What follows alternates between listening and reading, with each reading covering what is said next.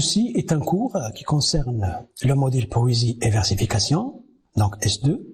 C'est un complément des cours présentiels. Le contenu de cette séance peut se décliner ainsi. Chapitre 3, les différents types de vers. Chapitre 4, les strophes. Et chapitre 5, la rime. Bien sûr, vous aurez la bibliographie, chères étudiantes, chers étudiants, dans votre document en format PDF qui sera publié sur la plateforme. Chapitre 3, les types de vers français. Définition. Dans leur collectif, Joël Garde-Tamine et Marie-Claude Hubert définissent le vers dans les termes suivants. Je cite, « Unité constitutive des poèmes, marquée par la typographie, le passage à la ligne est généralement une majuscule initiale. Intermédiaire entre la syllabe ou le pied et la strophe ou le poème lui-même. » À partir de la présente définition, il est aisé de relever les caractéristiques du vers, à savoir, la majuscule est nécessaire au début du vers. Le retour à la ligne après un nombre déterminé de syllabes est délimité par le maître employé. Le vers forme la strophe et ce groupement de vers forme le poème. Le vers occupe une place médiane entre la strophe et le poème. Le vers est également terminé par la rime. Cela dit, le mètre est la mesure du vers. En d'autres termes, le mètre est le nombre de syllabes prononcées dans un vers. Ainsi, il est possible de découvrir toute une gamme de vers employés par les poètes classiques et modernes. 2. Les vers les plus fréquents. Je commence par l'octosyllabe. Il compte 8 syllabes. L'octosyllabe est le plus ancien des vers français. Il a été employé dès le Xe siècle. Très utilisé jusqu'au XVIe siècle, l'octosyllabe perd du terrain entre le XVIIe et le XIXe siècle. Mais il reste le vers de la grande poésie lyrique. Selon Maurice Gramont, ce vers souple n'avait pas de césure en ancien français. Mais chez les poètes modernes, il a une coupe libre, parfois 2. Exemple 1. Ô Dieu, ô berger, ô rocaille. Le poète c'est Alfred de Musset et le poème s'intitule Sur 3 marches de marbre rose. Exemple 2, c'est le moment crépusculaire. J'admire assis sous un portail ce reste de jour dans s'éclaire la dernière heure du travail. Victor Hugo, saison des semailles le soir. Je passe à un autre type, le décasyllabe. Le décasyllabe compte 10 syllabes. En ancien français, le décasyllabe est le vers utilisé dans toute la poésie épique. Il est aussi un vers lyrique. Jusqu'au XVIe siècle, où il est détrôné par l'alexandrin au XVIIe siècle. Ce vers est remis à la mode par les romantiques. Exemple 1. Comblé de foi, sans feinte ni paresse, en cette foi, je veux vivre et mourir. Le poète c'est Villon et le poème Ballade pour prier Notre-Dame. Exemple 2. Pâles esprits et vous, ombre poudreuse. Joachim du Bellay, le poète, et le poème s'intitule Pâles esprits. Exemple 3. Dans nous deux esprits ces miroirs jumeaux. Charles Baudelaire, La mort des amants. Le troisième type, c'est l'alexandrin, le célèbre alexandrin. Ce type de vers apparaît au IIe siècle. Il prit le nom d'alexandrin dès le XVe siècle, puisqu'il avait été employé dans le roman d'Alexandre. C'est le vers le plus répandu à partir du XVIe siècle. L'alexandrin est coupé 6 et accepte les coupes secondaires. De cette façon, nous aurons deux rythmes. Le premier, c'est un rythme binaire. Le second, il est ternaire. Exemple 1. Qui n'a pu l'obtenir ne le méritait pas. Exemple 2. Oh, ce cri sur la mer, cette voix dans les bois. Paul Verlaine, jadis et naguère. Exemple 3. De la douceur, de la douceur, de la douceur. C'est toujours Paul Verlaine et le poème est intitulé Lassitude. Je passe maintenant aux vers longs. Le premier, c'est l'énéasyllabe, qui compte 9 syllabes. Vers impair utilisé au XVIe et XVIIe siècle, puis remise en l'honneur par les symbolistes. Pour Malherbe, il parle de 3-3, donc répétition 3-3, 3 ou bien 3-6. Alors que Verlaine, Paul Verlaine, opte surtout pour 4-5. Exemple 1. De la musique avant toute chose. Et pour cela, préfère l'impair, plus vague et plus soluble dans l'air, sans rien en lui qui pèse ou repose. Paul Verlaine, art poétique. Nous avons aussi un autre exemple, exemple 2, allons voir sur les herbes nouvelles. 3. L'anticasyllabe.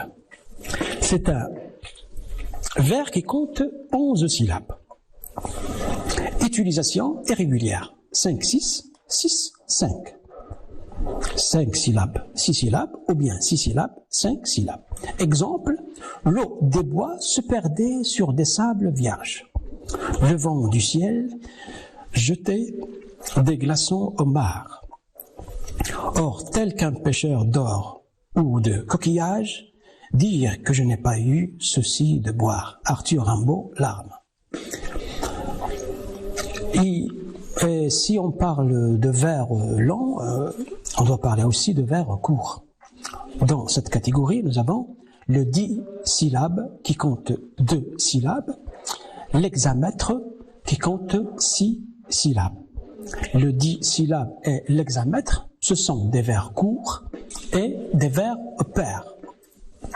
Généralement, les poètes qui optent pour les vers comportant un nombre impair de syllabes les considèrent comme plus musicaux. Par exemple, l'heptasyllabe, 7 syllabes, le pentasyllabe, 5 syllabes, et le trisyllabe, 3 syllabes. Il y a une remarque qu'on ne doit pas oublier, c'est qu'il y a des poèmes où se trouvent mélangées les formes de maître. Exemple 1. Mon enfant, ma sœur. Mon enfant, ma sœur, 5 syllabes. Songe à la douceur, 5 syllabes. D'aller là-bas, vivre ensemble, 7 syllabes. Charles Baudelaire, et le poème s'intitule L'invitation au voyage. Exemple 2. Mais voilà l'oiseau lyre qui passe dans le ciel. L'enfant le voit, l'enfant l'entend, l'enfant l'appelle. Sauve-moi, joue avec moi, oiseau. Nous avons 6 syllabes. Mais voilà l'oiseau lyre, 6 syllabes. Sauve-moi, 3 syllabes. Oiseau, 2 syllabes. Le poète, c'est Jacques Prévert, le recueil Paroles et le poème Page d'écriture. Je passe maintenant au chapitre 4, les strophes. 1. Définition. Selon le même dictionnaire de critique littéraire qu'on vient de citer, la strophe peut être définie comme une, je cite, unité sémantique entre le vers et le poème, qui permet de le construire tant par ses régularités formelles que parce qu'elle articule des idées. La typographie qui l'isole n'est qu'un artifice non nécessaire, qui, lorsqu'il existe, ne fait que mettre en évidence son organisation.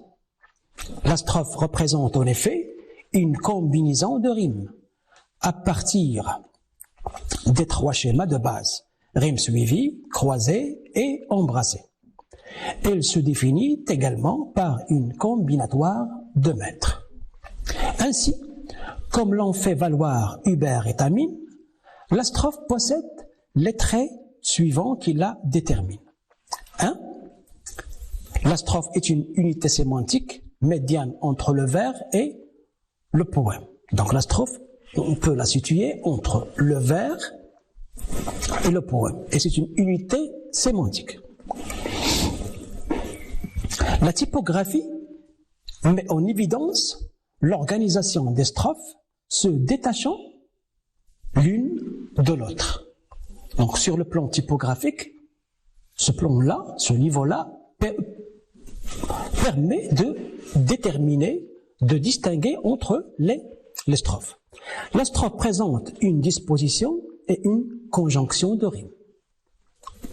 La strophe présente une disposition, une conjonction de rimes, comme nous allons le voir dans le chapitre qui suit, qui concerne bien sûr les rimes. La strophe donne lieu parfois à un arrangement de mètres différents. La strophe donne lieu parfois à un arrangement de mètres différents, chose qu'on vient de voir dans le poème Oiseau de Jacques Prévert. 2. Les types de strophes. La strophe est un groupement de 2 à 12 vers. Et cet ensemble se répète habituellement dans le poème. Le premier type, une strophe de 2 vers s'appelle un distique. Elle est construite sur une seule rime, A. Elle est souvent isométrique et assez rarement employée seule. Isométrique signifie ici que la strophe ne comporte que des vers ayant le même nombre de syllabes. Exemple. Il vivait, il jouait, riante créature. Que te sert d'avoir pris cet enfant, ô nature? Victor Hugo, recueil Les Contemplations, poème, c'est Épitaphe. 2. Une strophe de 3 vers s'appelle un tercet.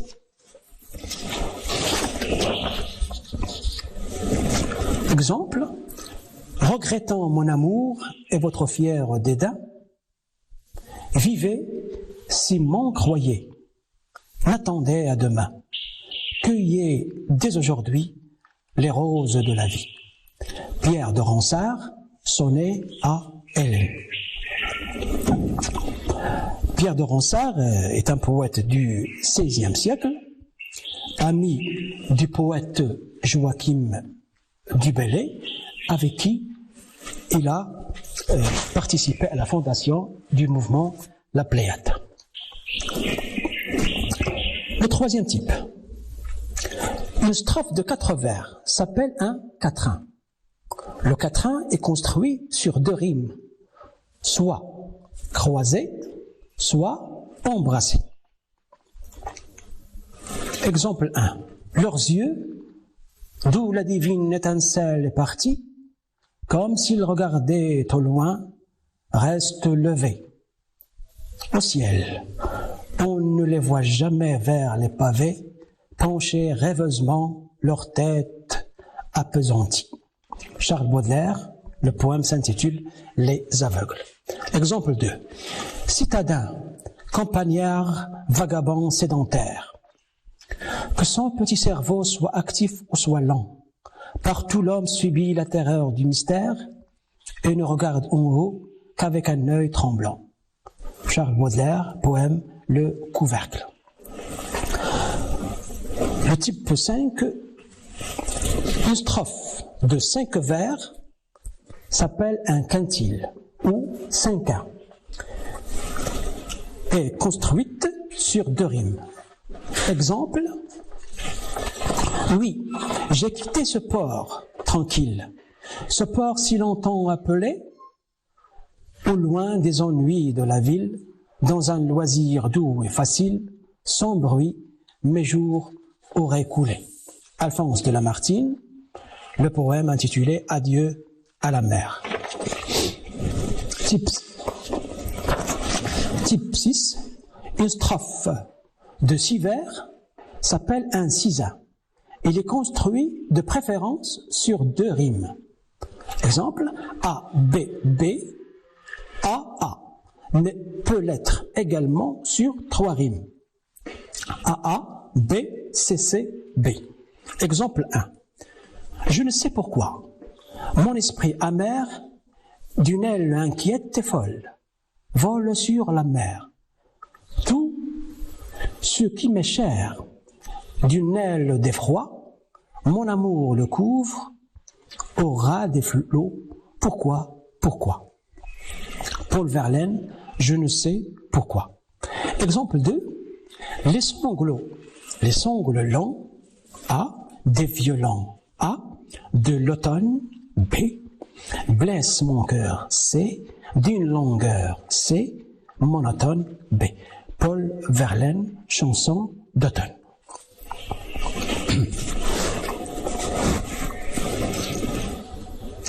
Une strophe de 7 vers s'appelle un septin. Une strophe de 8 vers s'appelle un huitain. Une strophe de 9 vers est un neuvain. Une strophe de 10 vers est un dizain. Une strophe de 11 vers est un onzain. Une strophe de 12 vers est un douzain. Outre ces formes citées, il reste à préciser que la combinatoire des vers permet de distinguer les strophes dites homométriques des strophes dites hétérométriques. Les strophes homométriques emploient un seul type de vers. Exemple. Demain dès l'aube, à l'heure où blanchit la campagne, je partirai. Vois-tu, je sais que tu m'attends. J'irai par la forêt, j'irai par la montagne. Je ne puis demeurer loin de toi plus longtemps. Le premier vers. Demain dès l'aube,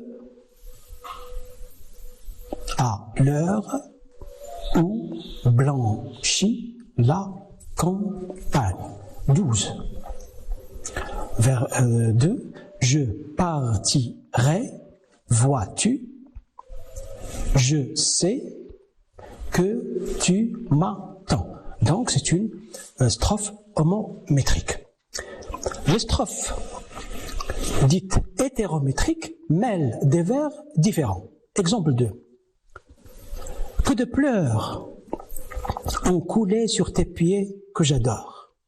Depuis l'heure sacrée où, du sein d'un martyr, dans mes tremblantes mains tu passas, tiède encore de son dernier soupir. Le poète c'est Alphonse de Lamartine et le poème intitulé Crucifix. Ce poème-là, il mélange, il y a présence de 2 types de vers, les alexandrins, puis il y a des vers de 6 syllabes. Chapitre 4, chapitre 5. La rime. Définition. Selon Bernard Dupriez, la rime est, je cite, l'identité d'un certain nombre de phonèmes à la fin de 2 ou plusieurs vers. Je vais faire une citation. Quant à Robert de Loffre, il formule certes une définition plus détaillée. Je cite, « La rime comprend un aspect phonétique et un aspect graphique. Phonétiquement, on peut en gros définir la rime comme l'homophonie de la dernière voyelle tonique du vers et de tout ce qui suit. Quand on parle ici de voyelle, on entend évidemment le son voyelle et non la voyelle lettre. La rime n'implique pas l'identité ou homonymie graphique.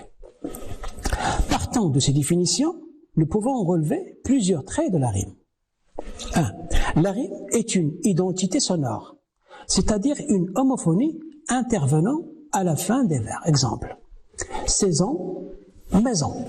Saison, maison. Nous avons C, première syllabe, zon, deuxième syllabe. Raison, ré, première syllabe, et zon, deuxième syllabe. Le retour de la même voyelle accentuée et d'autres phonèmes qui l'accompagnent est géré par le type de strophe adopté. La rime a un aspect phonétique. De ce fait, ce qui rime, c'est ce qui est perçu par l'oreille. Dont beau et nouveau, c'est le O fermé. Écrit O, E-A-U, qui rime. L'absence d'identité graphique n'est pas un critère qui annule l'identité sonore et la possibilité des rimes. Par exemple, charmant, qui s'écrit avec A-N-T, peut rimer avec moment, qui s'écrit avec E-N-T. L'étude des rimes permet d'expliquer la disposition, l'espèce ou genre et la qualité de ces homophonies. 1. La disposition des rimes. Les rimes dites plates ou suivies. Par exemple, AA, B, B. Exemple 1. La lune s'attristait, des séraphins en pleurs, rêvaient, l'arche au doigt, dans le calme des fleurs. Mallarmé, le poème intitulé Apparition.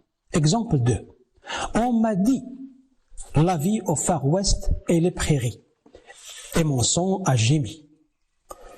Que voilà ma patrie. Le poète c'est Jules Lafargue et le poème est intitulé Rêve de Far West.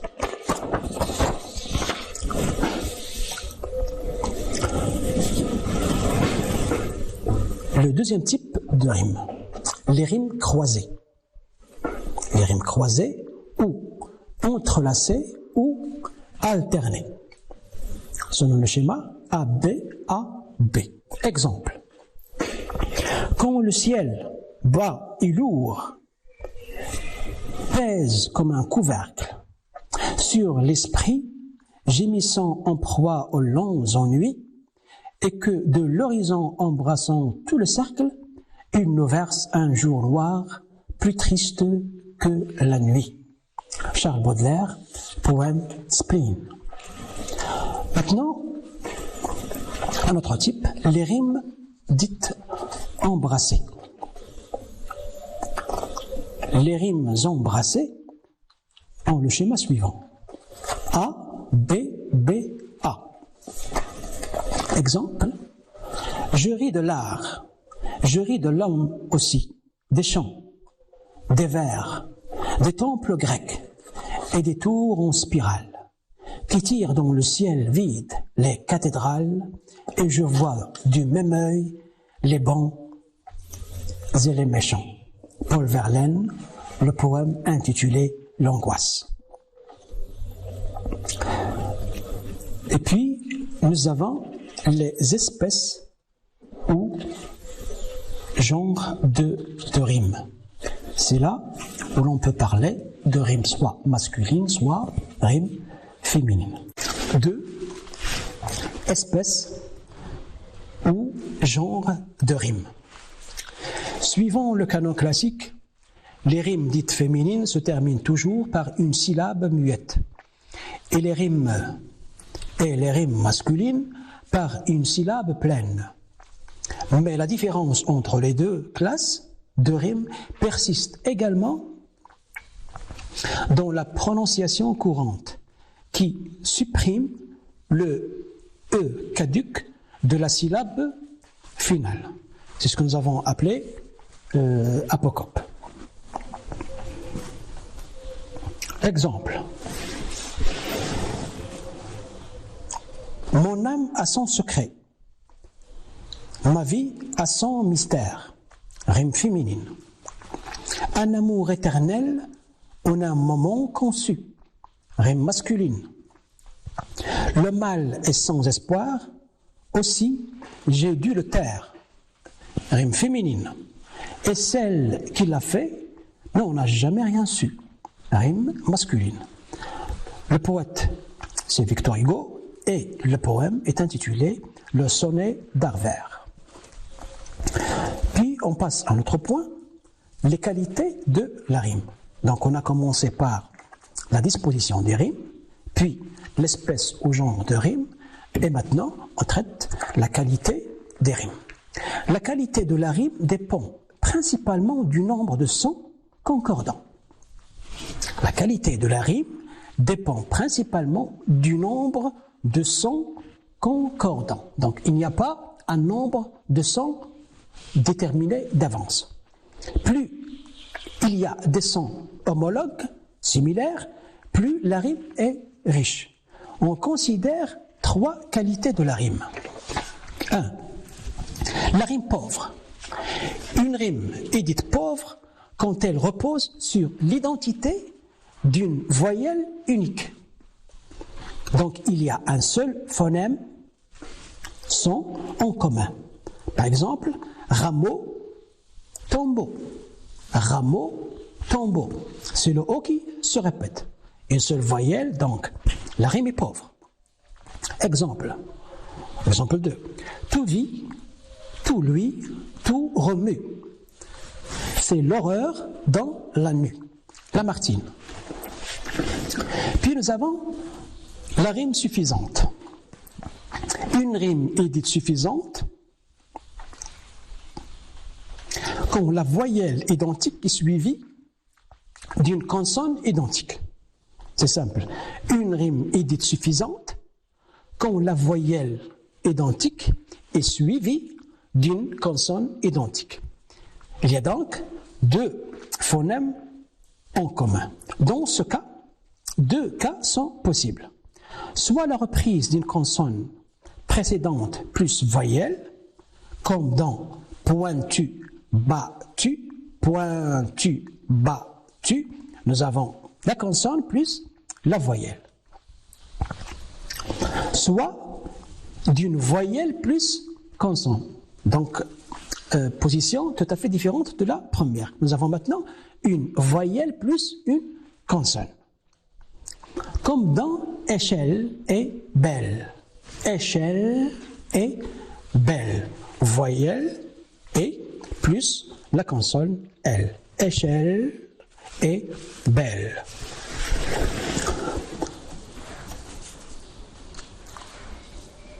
Je passe maintenant à la rime riche.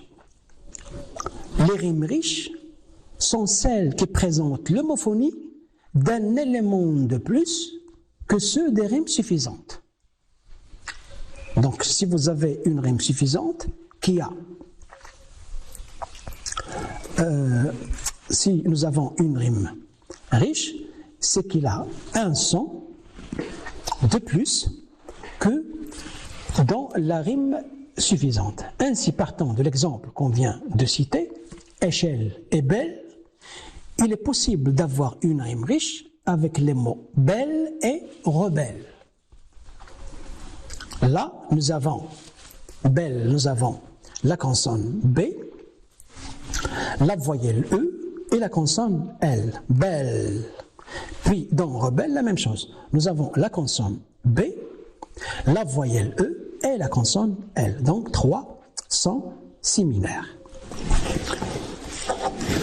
Theodor Helmholtz s'est basé sur cette même définition de Grammont pour exposer ce qu'il appelle la conception moderne de la rime riche.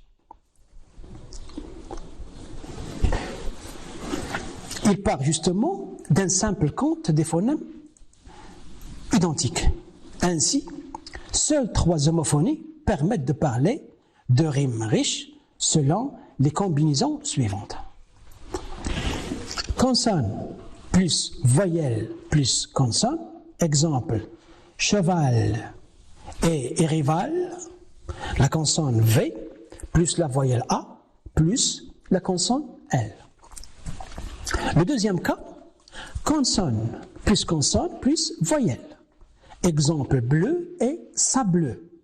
Consonne B plus consonne L plus le E. Bleu, sableux. Le troisième cas, voyelle plus consonne. Exemple, verve et serve. Verve et serve. Voyelle, c'est le E. La première consonne, c'est le R. Et la deuxième consonne, c'est le V. Donc, nous avons ici 3 sons similaires. Le dernier cas, la rime double ou lionine. Lorsqu'il y a 3 phonèmes identiques qui comprennent 2 voyelles, voyelle plus consonne, plus voyelle, on parle de rime double ou lionine. Exemple, vendu et pendu.